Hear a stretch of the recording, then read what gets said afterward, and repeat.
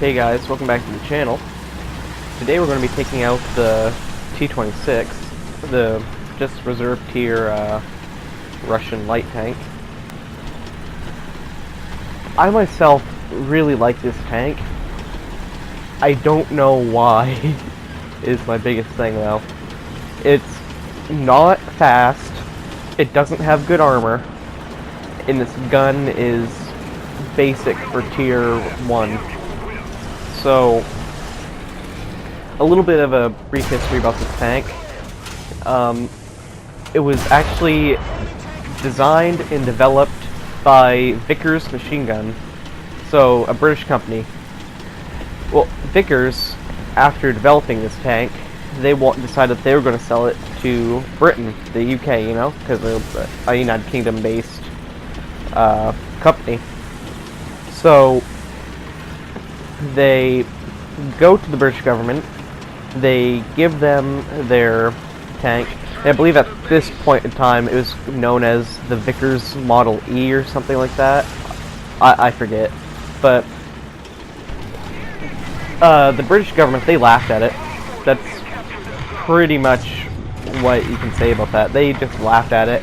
They did not accept it. So Vickers was at a loss. But Vickers, being, you know, a company that is known for making money on both sides during wars, like just like at World War I, everybody was using Vickers machine guns against each other. Vickers was making a lot of profit. So they decide they're going to sell them to less developed countries, or less industrialized countries. So they ended up selling them to a whole bunch of different countries, like Poland, Russia, just, you know, a whole bunch of, like, Eastern European countries. So, the Russian model was redesignated the T-26, and that's what you see here. Whoa, I just got wrecked. But as you can see, crew placement is not good. Like, look at this. Took out everybody in the tank. Well, except for one, but that's all you need in a 3-person tank. 2 people out. So, now I'm gonna have to take out the BT-5. Sorry about that. But, anyway, I'll go back and forth.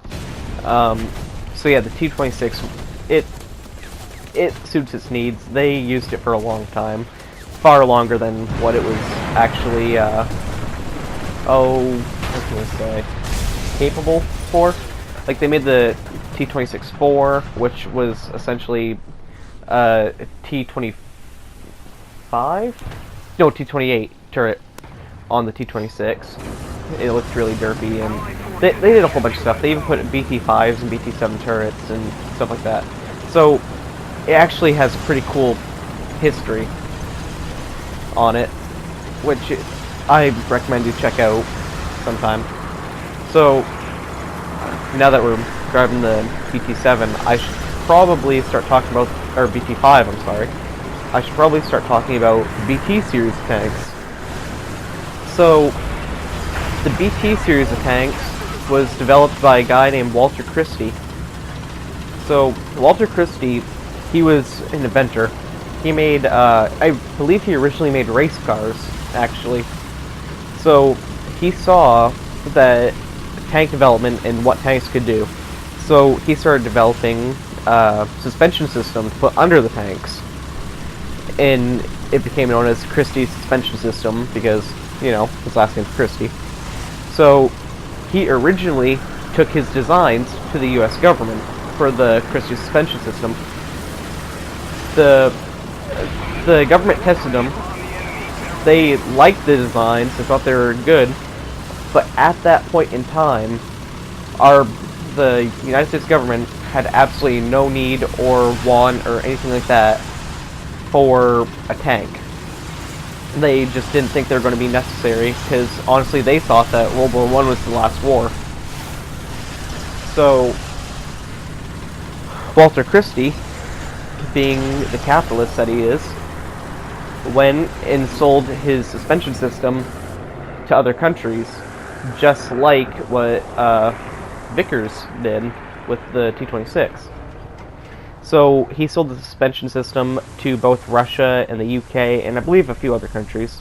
So in the UK, it became the BT series of tanks. So like the BT2, BT5, BT7, and eventually the T-34s. The T-34s, and obviously with their evolution into the T-44s and the T-54s and the T-55s and all the way up to the T-90 and I believe the Armada. So those have Walter Christie's suspension system in them, which is a really good suspension system. But what makes the BT series really cool, you can take off the tracks of a BT series tank and you can drive it like a car without having to use the tracks. So you can drive it like a tank or you can drive it like a car. That was a really, really awesome thing at that time, because they could just drive them down the road at like the same speed that a car would drive down the road, you know? So it made them a very useful tank. Also, the BT series, they were known as fast tanks because they were so much faster than everything else that the Russians had at the time. Because the Russians, they had the T-26, a very slow tank, and they had the T-28, another very slow tank. And they had the KV-1s, but KV-1s and 2s, they're slow. So this was the Russia's fast tank, and pretty much it behaves as such. It has light armor, so it gets knocked out really easy like most Tier 1 tanks, but it's very fast. And I'm going to do something really stupid right here, but it ends up working out. So the BT series are highly mobile, great guns, well, average guns for the tier, but poor armor. So, you know, let's keep talking about Walter Christie and his suspension system. Christie, like I said, he sold it to the British too. His suspension system ended up being in, like, most, well, not most, but quite a few British tanks. I believe all the way up to, like, the Challenger, not Challenger, maybe the Challenger, but I don't think so. I think that was torsion bar. Up to the, oh, what am I thinking? The Centurion, that's the word, Centurion. So, it's a good suspension system. It's really is good.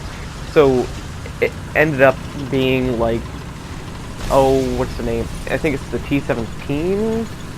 Is that what it's called? The Tier 1 British tank, I don't think that's what it's called, but that's what I'm going to call it.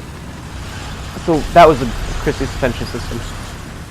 The Crusader, Mark 1, Mark 2, Mark 3, etc. had Christie suspension systems. The Cromwell has a Christie suspension system.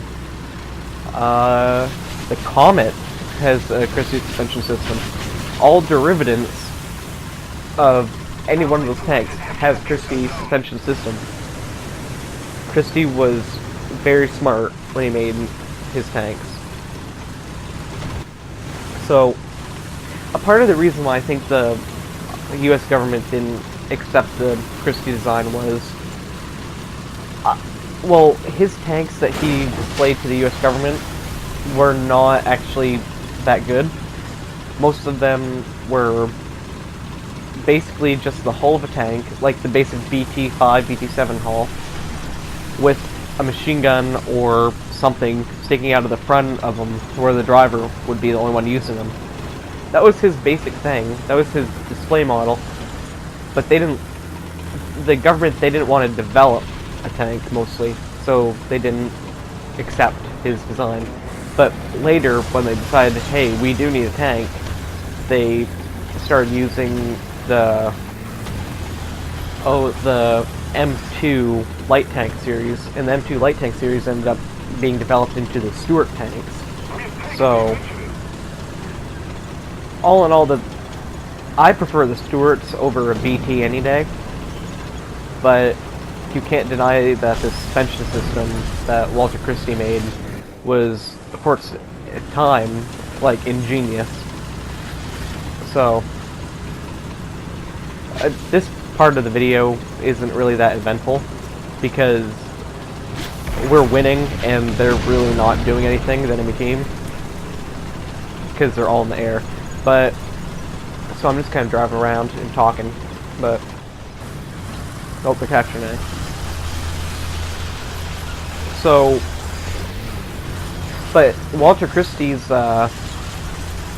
his suspension design, it ended up actually inspiring and all that, like everything, pretty much the torsion bar style suspension system seen on later tanks, like made by the US, starting with the M18 Hellcat, then the Pershing, and all the way up to like the Abrams today.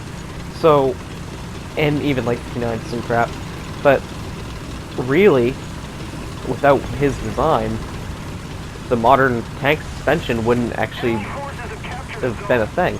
Like, it's the Christie suspension system that gave the Russians the edge over the Germans during the Russian winter, because like it was such a good suspension system.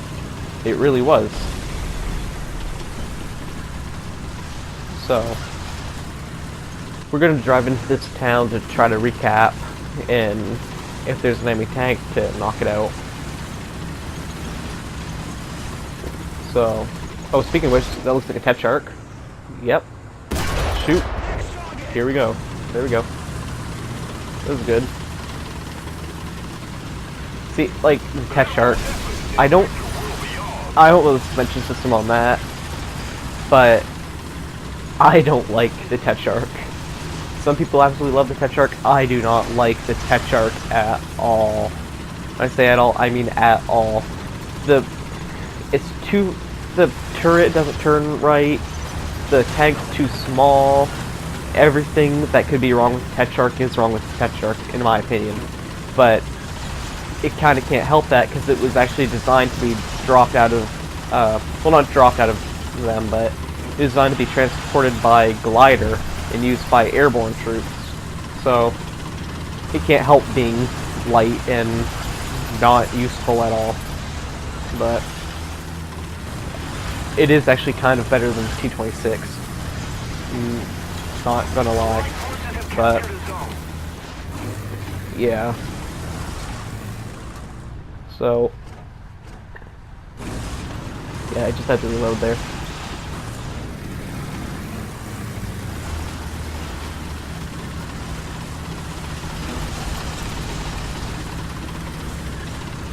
So, in the comments below, feel free to tell me what you think of the Christie suspension system, or what tank you think I should take out next.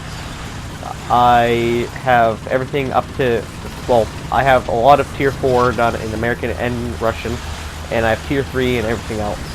So, it looks like the video's coming to an end, so I'd like to say thanks for watching, and please feel free to like, comment, subscribe, share this with a friend, anything like that. It would really help me a lot, and I'm sure that I'll have content out that you'll really like in the future. So also check out my friend Killer Recoil's channel. He's under the friends list of my channel. So yeah, thanks for watching.